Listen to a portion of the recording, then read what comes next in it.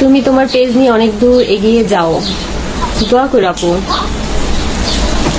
High আয়াস, বলো hello. আয়াস এখন ওর মামার দিকে তাকিয়ে আছে, ওর মামার সাথে অনেক দুষ্টামি করতেছে, এই জন্য আয়াস দেখতেছে। উপরে কোথায়? না, তোমাদের ভাইয়া হচ্ছে নিচে ছিল, যেহেতু গাড়ি নিয়ে আসছিল, তোমাদের ভাইয়া মনে হয় গাড়িতে বা নিচে ছিল। আর তোমাদের তিশা আপু হচ্ছে আসছিল, আর হচ্ছে সামি আসছিল, রাজ আসছিল, সাইমন আসছিল। তারপরে হচ্ছে বাবুকে দেখে গেছে, বাবুর সাথে কথা বলছে।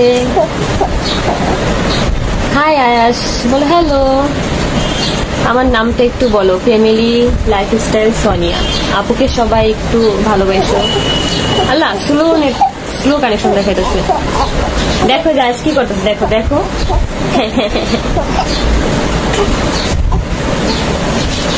ও মা আল্লাহ।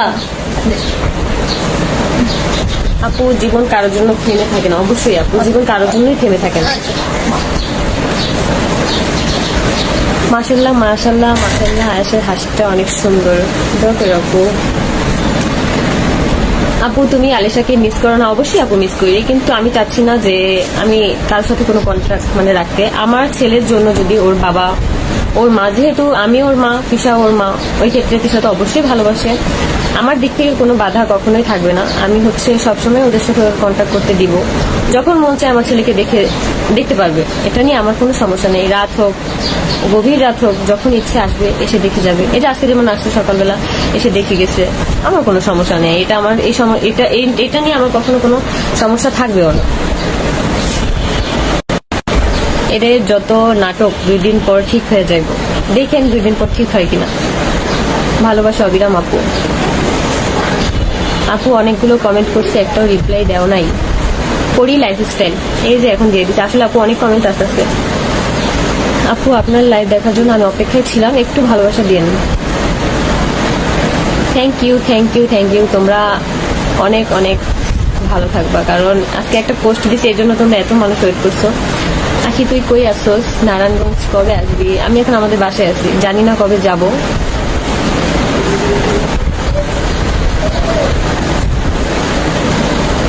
পেজের রিচ ডাউন, তাই নাটক শুরু করছে। আপু এই পার্সোনাল ব্যাপার নিয়ে, একদম পার্সোনালের থেকে আরো পার্সোনাল এইসব ব্যাপার নিয়ে যেহেতু এত সমালোচনা হয়ে গেছে, আমার মনে হয় না যে এগুলার কখনো ঠিক করার মতো। এই টপিকগুলা আমার জায়গায় হয়তো কেউ থাকলে এগুলো কখনোই ঠিক করতে নিয়ে যদি আমাকে সবসময় সাফার করতে হয়, তাহলে তো কোনো কথা নেই। আমি চাচ্ছি না যে আমাদের এই সম্পর্কটা সামনের দিকে আগাক। ওরা ভালো থাকুক, আমি এখনো বলি যে ওরা ভালো থাকুক, এই জন্য আমি সরে আসতে। এটা নিয়ে আমার কোনো কমপ্লেনও নেই, কোনো অভিযোগ নেই। আমি আমার মুখটা এখন বাঁচতে চাই।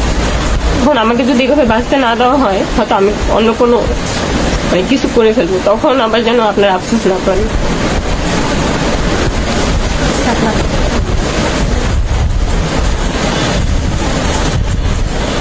হ্যাঁ, লাইভ বলছে আমার বাবার নাকি, আমি নাকি জীবনে কোনোদিন 5 লাখ টাকা একসাথে চোখে দেখি নেই।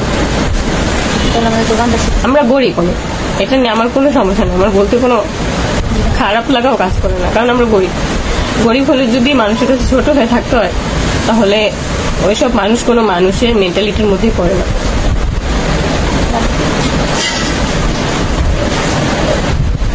গার্মেন্টস নিয়ে যে কথাটা হলো, আমার মনে হয় কি, বাংলাদেশের প্রত্যেকটা ফ্যামিলিতে 1-2 করে গার্মেন্টসে জব করে। আমি আর কি যতদূর জানি, এখন যদি আমার জানা যদি ভুল হয়, তাহলে এটা আমার ভুল। গার্মেন্টসে জব করে পেট চালায়, এটাও একদম ঠাট্টা মজার মধ্যে নিয়ে এসে পড়ছে। গার্মেন্টসে জব করে 7,000 টাকা বেতন।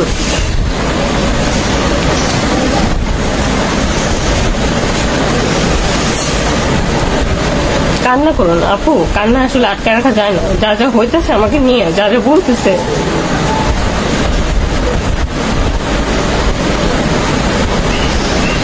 আমি যদি আমার মতো থাইকাও যদি আমি সব দিক থেকে প্রেশার ক্রিয়েট করতেছে আমার উপরে, আমার মনে হয় না আমি বেশি দিন এভাবে স্টে করতে পারবো। আমার যদি কখনো কোনো ক্ষতি হয়ে যায়, তাহলে